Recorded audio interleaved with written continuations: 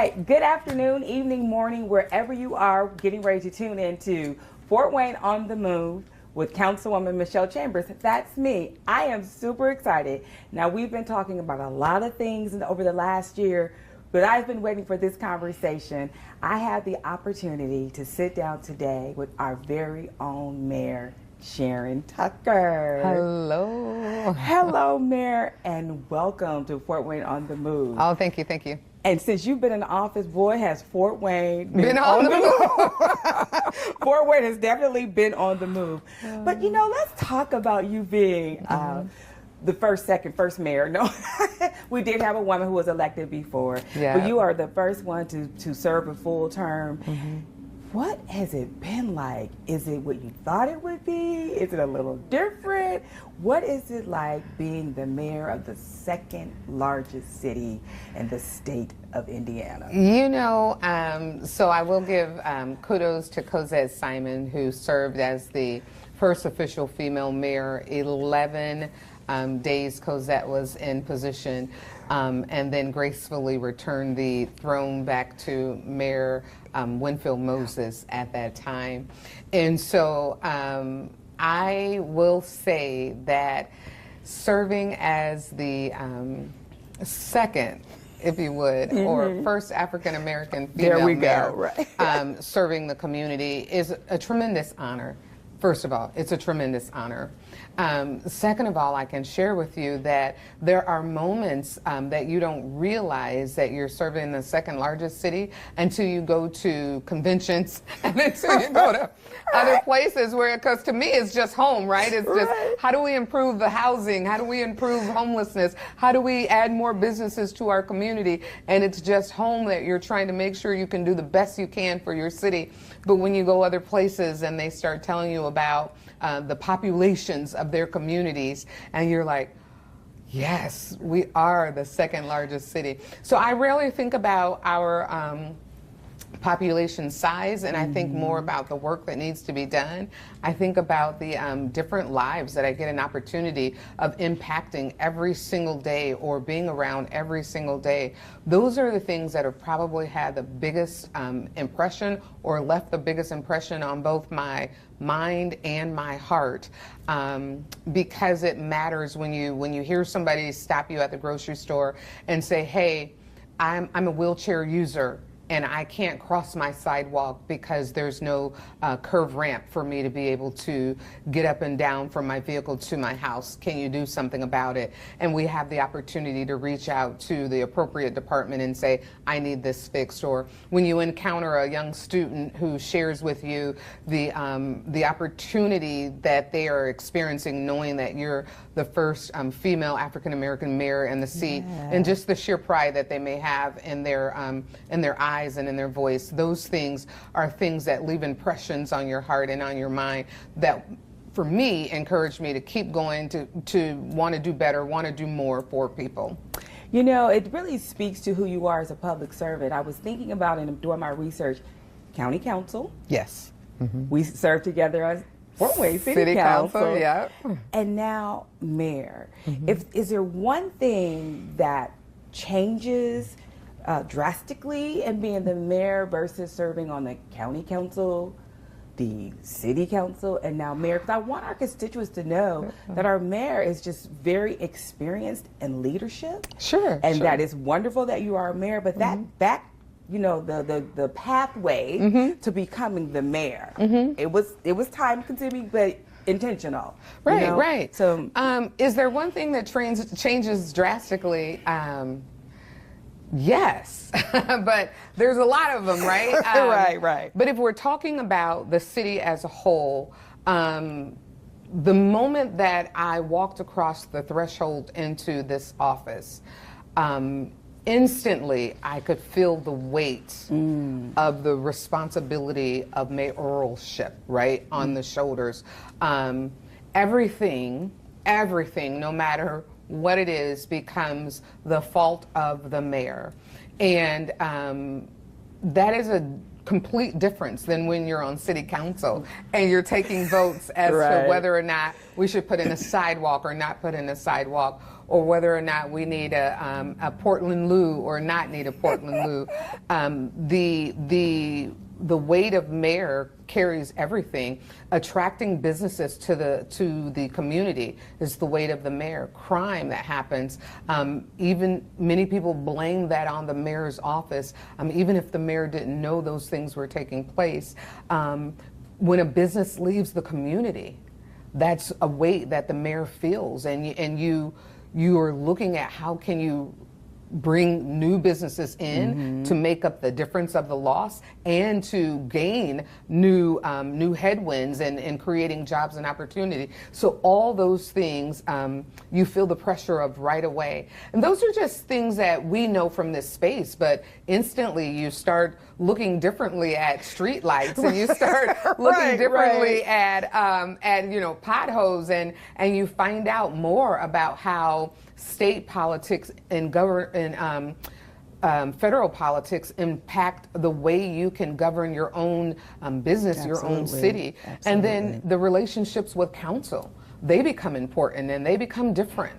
Being able to commune and work together with the council that you sat next to the entire time, right? And then that relationship morphs into something different. And so if there was a big change, I could tell, for me personally, instantly I knew that there are roughly 270,000 people who are looking to me to help make their life better. You know, Mayor, you used the word the weight of it all. As you've indicated, economic development, potholes, lights, funding. You've had some weighty responsibilities immediately. Yeah. We as a city, but even more I really appreciate your intentionality of the safety of the city, the safety of the city's youth. Yeah. Let's talk about what that journey has been on. You're about a year and a half in, slightly in. Year, 7 months. Yeah. 4 days, no, just kidding. So, excuse me, a year and 5 months. Okay, Yep, so 17 months. Let's talk about, you have a lot going on geared towards our youth. You're being very intentional with that. Yeah. Let's talk about the safety of our youth in our cities. I know you have some initiatives that are going on right now. Let's share with our constituents what's going on in that area. Sure. Before I share with you, if I could, Councilwoman, I want to say a couple things when we talk about public safety. The first thing is Fort Wayne, I say it all the time, Fort Wayne is a safe city, and it continues to be a safe city. What we have found with opportunities in our city, when something happens, whether it is a homicide, whether it is a serious violent crime, most of the time, 99% of the time, they are relational activities. It's activities amongst people who know each other, and something happens that causes them to escalate a disagreement to a violent act. We have very few, and I would at one point say we had no random violent attacks. No and I think random violent attacks. To put a point right there, it's relational. It's been relational. And thank you for clarifying that, because we make a lot of assumptions that violence is just violence just because. Right. We have 99% all are people who know each other. That 1% that we have had, and that's most recently, and it might even be a 0.1%, right? Of a random attack on an individual. And so when I say that, I want the public to know that Fort Wayne is a safe community. The onset of social media, the onset of all of the things where we can access information so much faster would lead you to believe that it's not a safe community, especially if you're in rooms and if you're in groups that's all they're talking about is criminal activity. Fort Wayne really is a safe community. But with that being said, we're not without our challenges. We're not without our challenges. And one of the most recent challenges that we've had goes to your question about youth violence, the increase of youth violence. I've studied tons of plans from other communities, other cities, and I want to address that. I've studied tons of plans from other communities, other cities, which indicates we're not isolated. Yes. We're not alone in the challenges that we see. The U.S. as a whole has seen an increase in youth violence. There's an uptick in youth violence, and no one has been able to put their finger on the reason why we see an uptick in youth violence. I have my theory, and a lot of my theory is a lot of the violence that we see now from our young people are the young people that were coming through the COVID years. And I'm a teacher. Yes, I agree. We've never had this conversation, but No. I too believe it has a lot to do with the isolation, the lack of relationship, living on the phone, and I'm not a psychologist. The games, all those things. Yeah. So yeah, we definitely have And, this, yeah. and think about it, during the first portion of COVID, so COVID, we're 5 years past, we're in the 5th year. It started in 2020. We're in 2025. Students 5 years ago, if they're a senior now, they were in the 7th, 8th grade at that time. And during that time, that's when you learn conflict mediation. That's when you learn how to solve differences through conversations and not necessarily through gun violence. And a lot of time, those students spent time at home, e-learning. And when they weren't e-learning, many of them were watching social media. They were on video games. They were on all the things that young people like to do. And so they didn't get an opportunity to express anger and have someone teach them how to cultivate that anger properly. Now, I'm not going to blame that on everything, but I do think that it's a lot that's happened through that time from having that isolation.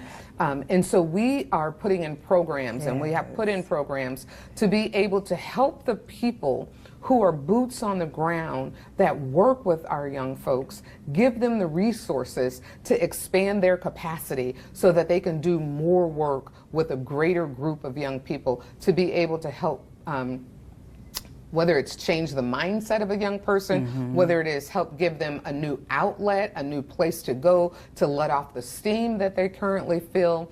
What I do know is that there is not one solution that solves all challenges, and that it takes a community of people to be able to help solve this challenge.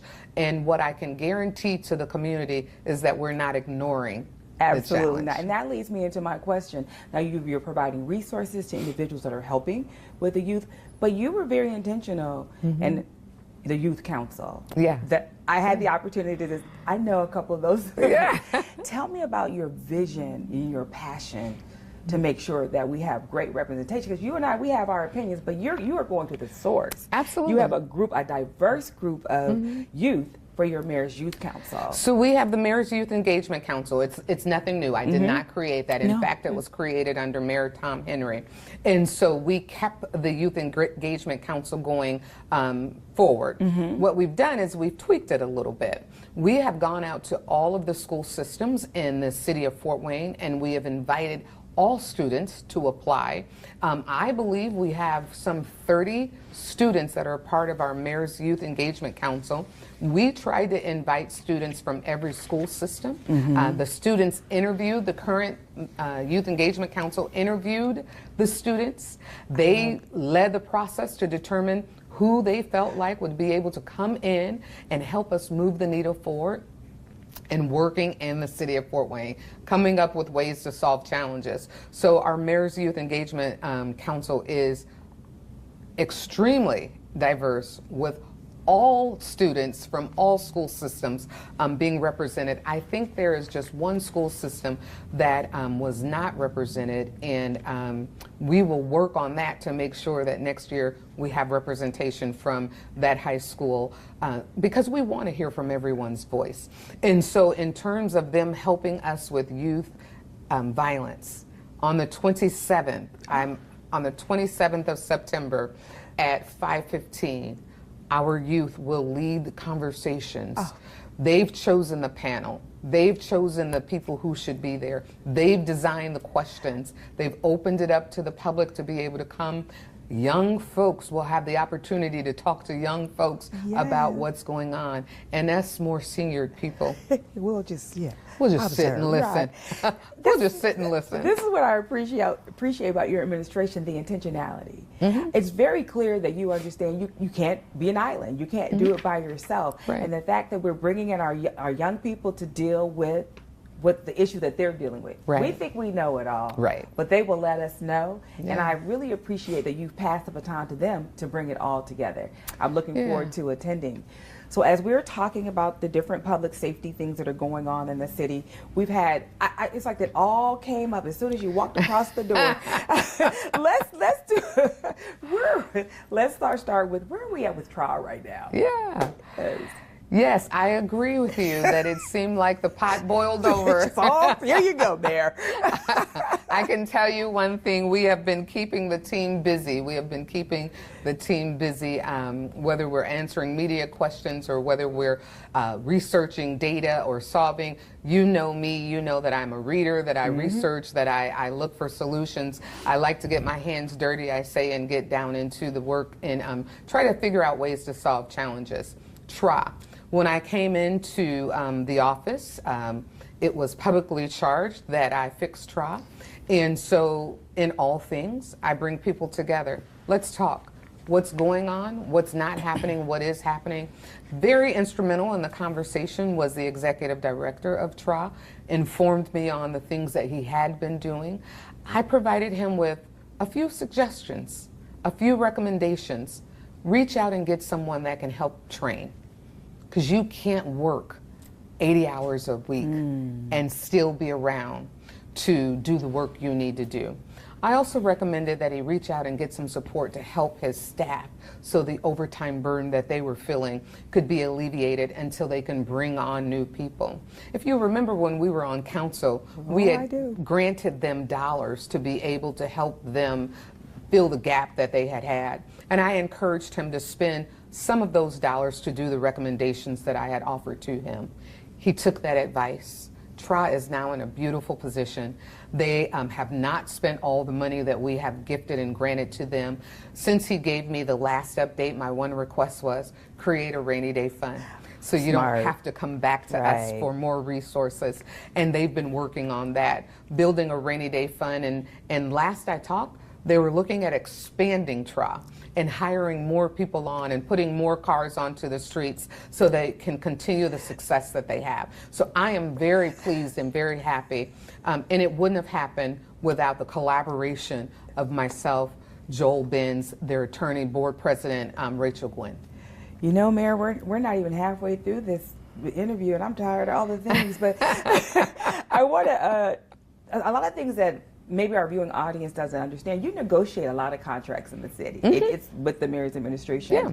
And I know that you've been in negotiations with the fire department for maybe the last year or so. Yeah. You want to educate the community about what does that mean that you're in negotiations with the fire department right now? I would love to. You know, annually, well, it depends on what the contract is, but either 2 years or 3 years, or right now we're in the end of a 2-year contract that the Fort Wayne Metro Fire Department had with the union, right? The Fort Wayne Fire Department had with the Fort Wayne Metro Union.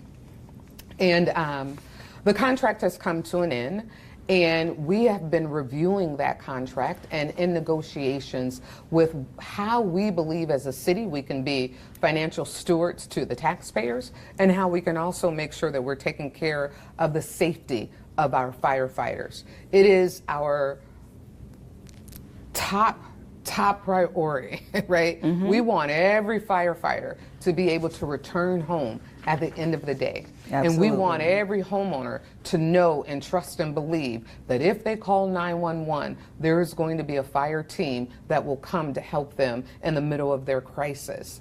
And so we've been working and negotiating with the union to try to come to an agreeable end and means for both the city and for the fire department. There are a few things that we have a sticking barrier on, and so we're trying to work through those things. But I can tell you that negotiations, like many things, are hard, and if parties can't agree, we call in a mediator. Okay. And that's what we've done. We've called in a mediator to the conversation to try to mediate between the differences that are causing us a blockade from moving forward. The mediator has been working hard and has been working diligent with both teams to try to come to a collective end. And I am hopeful that we will be able to find the space to be able to agree on what a collective bargaining agreement should look like that benefits both parties. There are a few things that we have to understand, that financial resources put limitations on things that we can do. And so we're trying to work those differences out. But if I could, Councilwoman, Yes. I'll tell you, I am disappointed that in the middle of our negotiations, there has been a social media campaign and attack against Chief Leahy and myself, to be honest, that I deem to be unprofessional and dangerous, because the rhetoric that is being said, the partial truths that are being shared via social media, has caused public to lose faith, not only in the city of Fort Wayne, but faith in the Fort Wayne Fire Department, and knowing whether or not that they would have services when they need services. It's also put lives in jeopardy.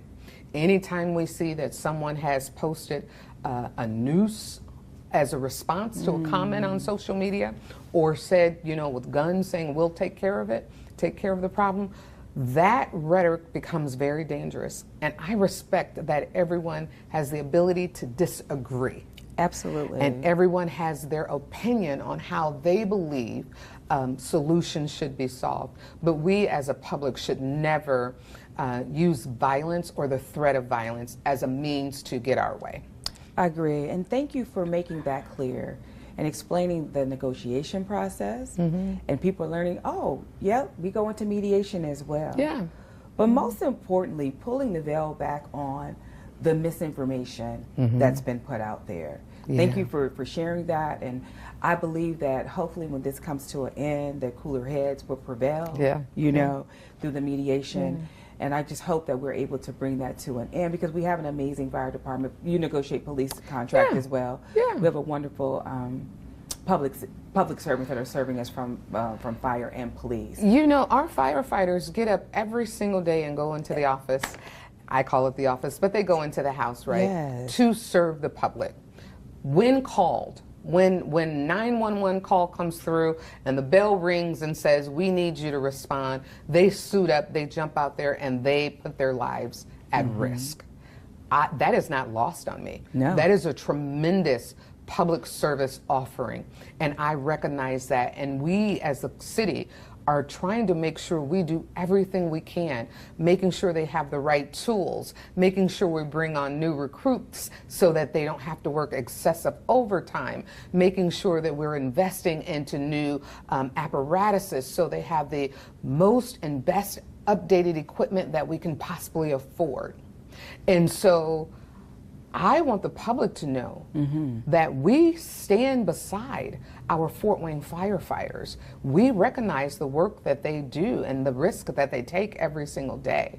And we also understand that we have a fiscal responsibility to the taxpayers and making sure that we are taking care of the city and making sure that we're taking care of their safety. Absolutely. Thank you for that. Thank you so much.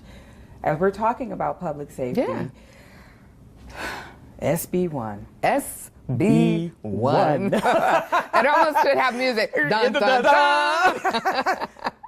Mayor, what's going to be the impact? I mean, we're talking about public safety. We're talking about negotiations of contracts.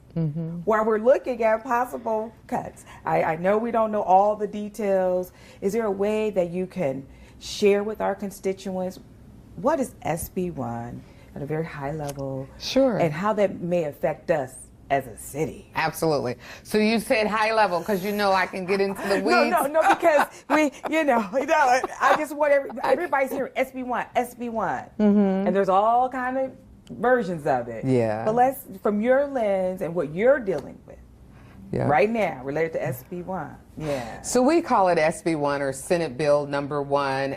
It's now Senate Enrollment Act 1 because it's actually legislation that passed, but we all refer to it as SB1. Yes. And in essence, what it is the Governor Braun's revitalized property tax relief bill that he campaigned on and promised the state that he would work at changing the burden that people feel when it comes through on their property taxes. And so the change that passed will have a drastic impact on the city of Fort Wayne. It changes how we look at government as it's in its own normal functioning. I'll compare it this way, and I've shared this with other people. You know, if you work a job where they say you're a salaried employee, you know the income that you're going to have at the beginning of every year. You know you're going to make X dollars, and you base your budget off of that. For cities, we use property tax as our salary. We knew what the dollars would be based on the property taxes, and we could base our budgets off of that amount of money, of revenue that would come in. There's a little bit of switch that's happening now. It's changed that we're looking more heavily on local income tax instead of heavily on property tax. And so in essence, we went from having a salaried income to something that equates a little bit more to salary with a small property tax, and then maybe tips, right? The local income tax you can compare to like what tips would be. It's a little more volatile. You're not sure what they would be. You're not sure how to work out because it's all based on people living in the city of Fort Wayne.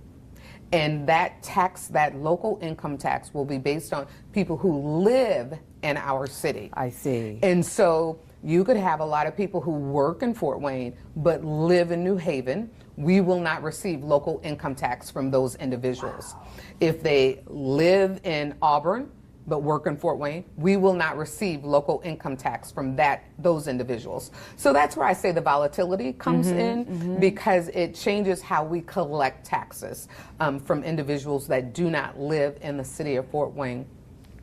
And it's also going to have a drastic increase or a drastic decrease on the amount of revenue that we will receive coming in to the city. I don't want to get ahead of myself, but we will be making an announcement later this month. Okay. We will provide the budget to the city to let everyone know what resources we will be having come into the city and where the gaps are because of the changes with SB1.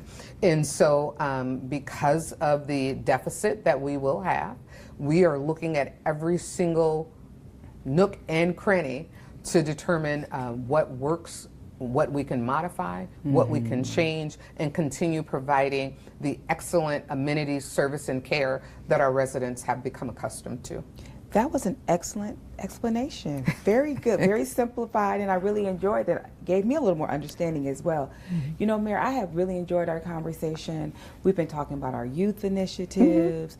You've been talking about SB1, public safety. It's been a really busy time for you this last year and 5 months, right? So as we wrap up this conversation, I'm hoping to come back in a year from now and be able to talk about all the things that you continue to accomplish. We didn't get a chance to talk about all of your neighborhood initiatives that you just closed out. So that's really important. I've been watching. I'm so excited about your neighborhood walks. Is there anything that you're looking forward to in 2026? You know, first of all, I want to say you're welcome anytime. Okay. You know, right? We can record whenever you want to. Okay. For 2026, I'm looking forward to turning dirt on North River. We recognize that this is a tremendously big project for the city of Fort Wayne. It is the second largest project that we've had since we built the Fieldhouse Parkview Stadium. One of the reasons that I'm really excited about turning dirt and looking for this project to come on is that it is going to be a revenue resource to replace the loss that we see with SB1. And so while we know that we have to cut expenses, we also have to look for new resources of revenue, new streams of revenue to come into the city. Yes. And the field house is one, projected to bring in $36 million a year. And so we need to work smart and fast to get this field house online so we can have a revenue replacement when we are really hit with the impact of SB1 in year 2028. Very good. Thank you, Mayor. Thank you for your you. time. I'm so excited. Fort Wayne is definitely on the move, On the move. with you. All the things that you are doing. Thank you. So thank you for tuning in to Fort Wayne on the Move with Councilwoman Michelle Chambers. I have enjoyed my conversation with our mayor, my mayor, and looking forward to the next one. We'll see you again next month. Take care.